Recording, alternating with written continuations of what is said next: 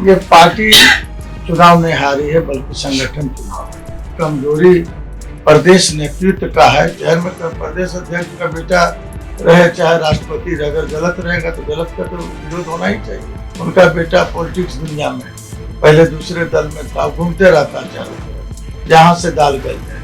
पहले वो जगदानंद सिंह जी का एक बहुत बड़ा षड्यंत्र है कि सभी बेटों को तरह तरह दरवाजे पर रखते कि कहीं से भी फायदा हो जाए। नमस्कार, मेरा नाम है राजेश और आप देख रहे हैं प्रभात खबर। चर्चा तो बिहार विधानसभा में जो हुए 4 सीटों पर उपचुनाव को लेकर ही होगी और इस चर्चा में हमारे साथ हैं आरजेडी के सीनियर नेता आजाद गांधी जी, पूर्व एमएलसी रहे हैं। चारों सीट पर आरजेडी की पराजय हुई है, जबकि 4 में से 3 पे महागठबंधन का कब्जा था। यह एक बड़ी हार के रूप में देखा जा रहा है। इस चुनाव को लोग सेमीफाइनल के रूप में देख रहे थे। तो जो बिहार की जनता या राजनीति से जो ताल्लुकात रखते हैं, उनका यह मानना है कि आरजेडी जो है सेमीफाइनल में ही हार कर मैच से बाहर हो गई है। ऐसे क्या कारण हुए जो बिहार की सबसे बड़ी राजनीतिक दल होने के बाद अब वह दूसरे नंबर पर हो गई?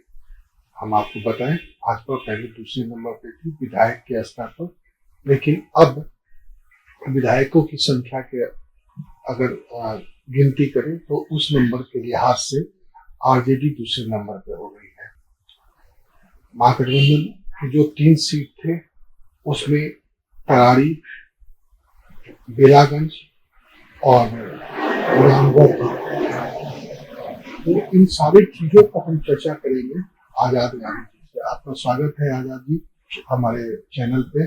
बहुत बहुत धन्यवाद आपके चैनल को कि आपका जो देख रहा हूँ मैं डिजिटल प्रभात खबर पूरे प्रदेश में, प्रदेश की राजनीति करते हैं, प्रदेश में एक अच्छा आपका व्यू करने वाले लोग हैं। फॉलोअर्स भी बहुत काफी संख्या में बढ़ रहे हैं। हमको लगता है कि एक निष्पक्ष डिजिटल के रूप में आपके बिहार में भूमिका रहेगी, प्रयास रहता है हम लोगों का। खैर, इन सारी चीजों के बीच एक चर्चा है, सब जीता हुआ सीट हार गए। देखिए, सबसे पहले जो हम लोगों का जो राजनीति अनुमान और विश्लेषण है जो हमने किया है, 2-3 दिन हो गया चुनाव का, ये पार्टी चुनाव नहीं हारी है बल्कि संगठन चुनाव है। जिस पार्टी का संगठन मजबूत रहता है वो पार्टियां हार का सामना नहीं करती है। कहीं न कहीं कमजोरी प्रदेश नेतृत्व का है, जैसा कि हमको लग रहा है। वो कंट्रोल नहीं कर पाए प्रदेश में। अपना कमेटी जो काम करना चाहिए, जो जनता के बीच लोगों को जाना चाहिए, जनता के बीच जो संवाद होना चाहिए, वो कहीं न कहीं संवाद में हमको लग रहा कि कमी थी। क्या आप प्रदेश कमेटी को इस चीज से अवगत करा रहे थे कि ऐसा कुछ? प्रदेश कमेटी को कई बार हम लोगों ने, देखिए हम लोग जब ये चुनाव हो रहा था रामगढ़ का, तो रामगढ़ में जैसे वहाँ सीट वैकेंट हुआ तो हम लोगों ने मांग किया था तेजस्वी यादव जी से, आपके कई चैनलों के माध्यम से, और लिखित भी हमने दिया था कि वहां से कैंडिडेट का चयन दूसरे तरीके से किया जाए। और वहां सुनील सिंह जो है बिस्कोमान के पूर्व चेयरमैन अभी हैं और एक अच्छे नेता हैं, बिहार के सोच वाले नेता हैं। तो हम लोग चाह रहे थे कि उनको रामगढ़ से प्रत्याशी बनाया जाए। अगर वो रामगढ़ से राष्ट्रीय जनता दल के प्रत्याशी रहते तो चुनाव जीत नहीं सुनिश्चित जीत थी कि सुनील जी चुनाव जीत जाते, लेकिन किनको टिकट मिला। चयन में भी कमियां हुई है। जो मतलब आपके प्रदेश अध्यक्ष के बेटे को ही मिला है? हाँ, चयन में प्रदेश अध्यक्ष का बेटा रहे चाहे राष्ट्रपति रहे, अगर गलत रहेगा तो गलत का तो विरोध होना ही चाहिए। हमको नहीं लगता है कि उनका बेटा पॉलिटिक्स दुनिया में पहले दूसरे दल में था, घूमते रहता चारों तरफ, जहां से दाल गल जाए। पहले वो जगदानंद सिंह जी का एक बहुत बड़ा षड्यंत्र है कि सभी बेटों को तरह तरह दरवाजे पर रखते कि कहीं से भी फायदा हो जाए। जब देखे कि जनता दल यूनाइटेड में मेरा बेटा को कुछ मिलने वाला नहीं है, तो क्या जब वैकेंसी खाली हो गया वो सीट का, जब बड़ा बेटा एमपी बन गया तो तुरंत यहाँ से रिजाइन करवा दिया जनता दल से। रिजाइन करो, हम उपाय लगाते हैं। और लालू प्रसाद यादव जी के पास तरह तरह की बातें बोलने लगा कि मेरा कई वर्षों का वहां हमने गेहूं का खेती या धान का खेती किया है, फसल मेरा काफी अच्छा है, जनता मेरे पीछे व्याकुल है, आप एक बार टिकट तो दे के देखिए कि हम चुनाव जीत जाए। हम लोगों ने राय दिया कि जो व्यक्ति उनका लड़का 200 वोट से चुनाव जीता है विधानसभा का, पहले जो अभी पार्लियामेंट में गया, वो 200 वोट से सिर्फ चुनाव जीते थे, अंबिका यादव से। तो अंबिका यादव जिसे जब 200 वोट से जीते तो उनका वर्तमान स्थिति क्या रहेगा? यही अजीत कुमार सिंह जो है राष्ट्रीय जनता दल के परिवार को इतनी गालियां दी कि अगर आप उनके पृष्ठों में जाएंगे, पेज का आकलन करेंगे, तो आपको लगेगा कि ऐसे आदमी को टिकट देना उचित नहीं था। आज परिणाम निकल गया, आज करारा, जिसको कहते हैं करारी हार, पार्टी का तो वहां सुपड़ा साफ हो गया। हाँ, करारी हार हो गया और जगता बाबू का होश उड़ गया। जो जगता बाबू बड़े समाजवाद के नेता कहते थे, समाजवाद किसे कहते हैं और समाजवादी नेता क्या है, समझना चाहिए ना। जो समाजवाद का चोला पहन करके ये पार्टी कार्यालय में बैठे हुए हैं, उनको तो पहले समाजवाद का परिभाषा समझना चाहिए कि समाजवाद आखिर है क्या। समाजवाद एक बहुत बड़ा डिक्शनरी का शब्द है। ये राम मनोहर लोहिया जी ने, बाबा भीमराव अंबेडकर साहब ने, ज्योतिबा फुले साहब ने, एक बड़े योद्धाओं का ये देन है समाजवाद का नारा। तो ये समाजवाद कहने से नहीं होता, समाजवाद को इम्प्लीमेंट करने से होता है कि समाजवाद की उत्पत्ति कैसे होगी। तो इनका कहाँ गया समाजवाद? एक बेटा विधान परिषद से पुनीत सिंह जी है, उनको विधान ग्रेजुएट कंस्टिट्यूएंसी से गया से चुनाव लड़ाए। दूसरा बेटा को एमपी का टिकट लड़ाए। तीसरा बेटा को अबरी जो है विधानसभा का टिकट, और चौथा बेटा रिटायरमेंट होने वाला है विधान परिषद के डिप्टी सेक्रेटरी से, वो भी तैयारी में है कि अबरी बार राज्यसभा जाएंगे। इसी को हम समाजवाद कहते हैं। इस समाजवाद को दूर करने का, ऐसा समाजवाद अगर पार्टी में रहेगा तो समझिए कि पार्टी की दुर्गति हो जाएगी। मैं साफ शब्दों में बोलना चाहता हूँ, समाजवाद जो लोहिया का समाजवाद था, उसको कायम करना पड़ेगा पार्टी। इसलिए परिवर्तन की आवश्यकता है। ऐसा नेतृत्व रहे प्रदेश में जो वाकई में जनता के बीच जाकर के काम करे, धरातल पर काम हो। यही जगतानंद सिंह जी कहे थे आदरणीय तेजस्वी यादव जी को कि हम जो है आपकी पार्टी को एकदम मजबूत कर देंगे, जमीन मजबूत कर देंगे। अरे जमीन क्या मजबूत कर दे, जमीन समाप्त हो गया पार्टी का।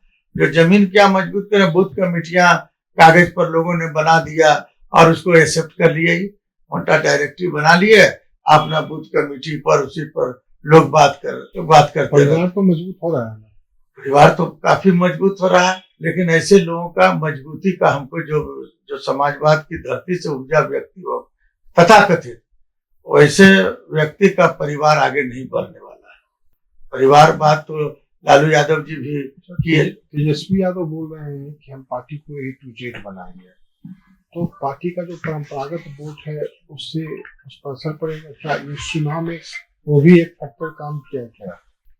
देखिए, हम तो हमारे नेता हैं तेजस्वी जी, लेकिन हम लोग उनसे सीनियर हैं, पद में भले वो सीनियर हैं, लेकिन 40 वर्षों का राजनीति का मुझे अभी अनुभव है।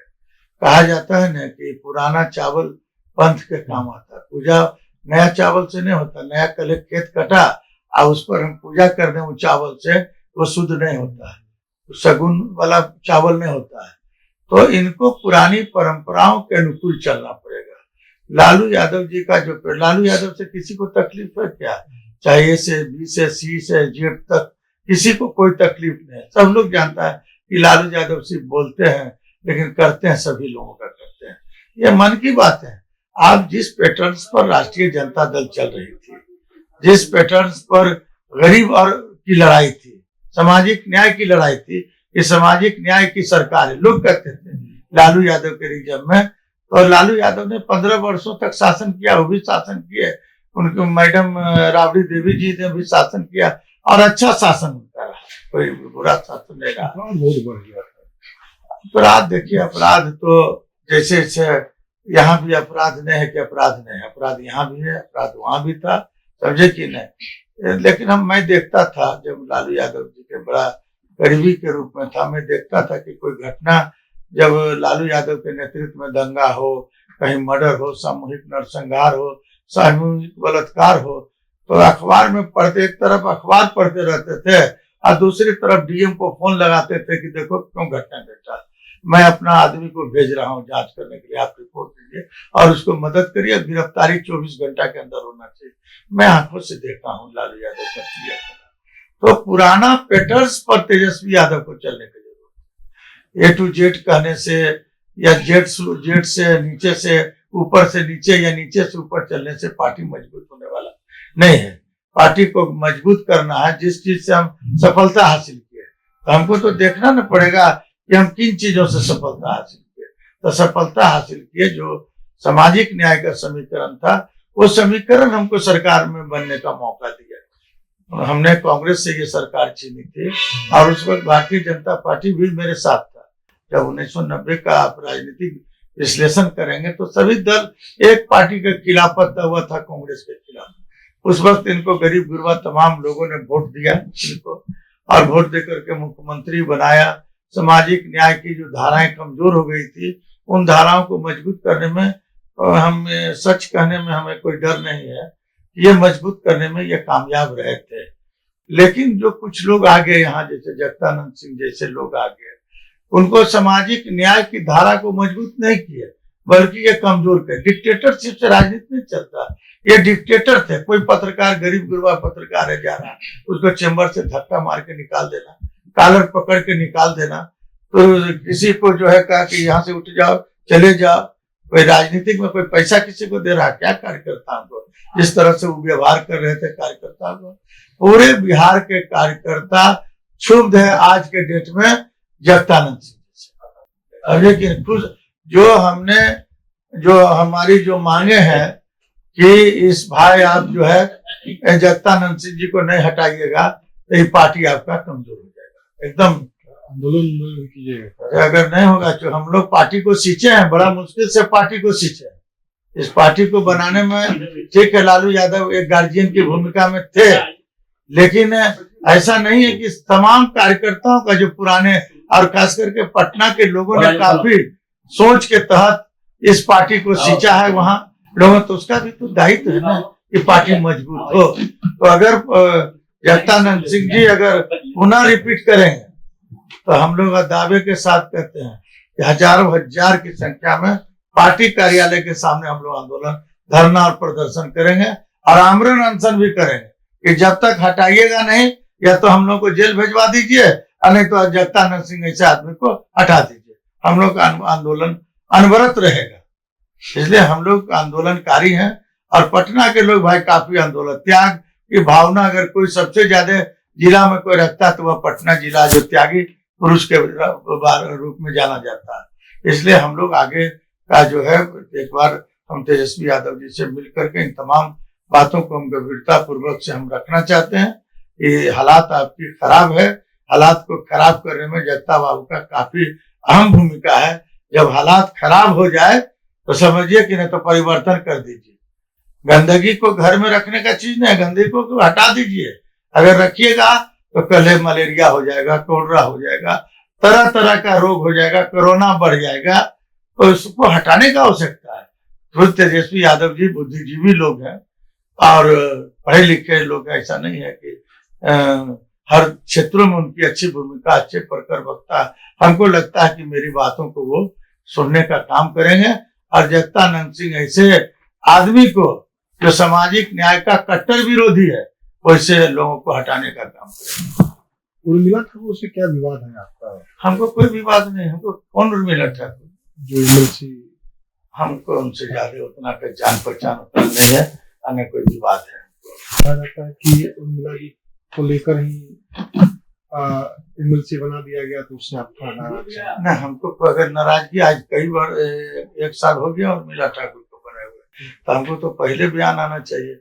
इसने कौन बनाया, इसी नेतृत्व का दायित्व बनता है। इसने बनाया, क्या बनाया, किस लोभ से बनाए, कि पार्टी का वोट बैंक डेवलप करने के उद्देश्य से बनाए, उससे हमको कोई लेना देना नहीं है। अन्य कोई विवाद है उर्मिला ठाकुर से।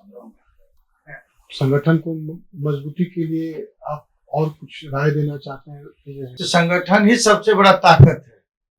जैसे शरीर में आत्मा नहीं रहेगा, वो चींटी में भी आत्मा का जरूरत होता है। और आज तक भगवान के अलावा कोई दूसरा लोग आत्मा को नहीं बना सका। आत्मा जो है सूक्ष्म कण के रूप में जाना जाता है। लेकिन पार्टी में ये सूक्ष्म कण की भूमिका, जो आत्मा है पार्टी का, वही आत्मा है। अगर शरीर से आत्मा निकल जाएगा तो आदमी निर्जीव हो जाएगा, मरा हुआ हो जाएगा। इसी तरह से आज के डेट में बिहार की जो पार्टी है, इसमें शरीर से आत्मा निकल गया है, कुछ बचा नहीं है। तेजस्वी यादव जी को कठिन दौर से गुजरना पड़ेगा और उनको मेहनत करना पड़ेगा उस आत्मा को वापस लाने के लिए, तब भी जो है पार्टी मजबूत होगा। अन्यथा हमको नहीं लगता कि उम्मीद है कि इस तरह से इनके रहते। चुनाव के बाद पार्टी कार्यकर्ताओं का उत्साह गिरा है क्या? देखिए, इस चुनाव जो समाप्त हुआ, जो पार्टी के कार्यकर्ताओं का जो उम्मीद था कि पार्टी अच्छा प्रदर्शन करेगी, क्योंकि जगता बाबू का जो रोल था वो तो कागजी के तहत रोल प्रदर्शित कर रहा था कि हम बहुत बढ़िया रोल कर रहे हैं। उस पर भरोसा बिहार के कार्यकर्ताओं ने जताया कि नहीं भाई, जगता बाबू का सही में बात है, उनका मेहनत सही में रंग लाएगा। लेकिन जब देखा कि चारों सीट समझिए हवा में चला गया, कोई कहीं नाम निशान नहीं आरजेडी का रहा, कहीं कहीं तो तीसरा स्थान पर चला गया ये पार्टी, जो जनाधार पार्टी, जो सिटिंग पार्टी, जो तीसरा स्थान पर चला गया। उससे तो कार्यकर्ताओं में काफी मायूसी देखने को मिल रही है। तमाम कार्यकर्ता, हम लोग ऐसे लोगों से भी सुझाव मांग रहे हैं कि गांधी जी पार्टी कैसे मजबूत होगा। मैं अपने स्तर से लोगों को सुझाव भी दिया है कि ऑक्सीजन सिलेंडर खत्म हो गया है, नया सिलेंडर दीजिए। ये कंपनी का सिलेंडर अब चलने वाला नहीं है, नया सिलेंडर दीजिए ताकि जो है उस पर सांस लेने में किसी को कोई दिक्कत नहीं। नया सिलेंडर दीजिए मतलब प्रदेश अध्यक्ष को बदलिए, तब जाकर संगठन मजबूत होगा, ऐसा कहना है आजाद गांधी जी का। इनका कहना है कि 2025 का चुनाव जीतना है तो नए तरीके से पार्टी को, संगठन को मजबूत करना होगा, अन्यथा हम जिस राह पे चल रहे हैं इस पे हम कुछ भी नहीं कर सकते। नमस्कार, ऐसा ही वीडियो देखने के लिए आप हमारे साथ जुड़ रहे हैं। प्रभातखबर.com, विश्वास वही, रफ्तार नहीं।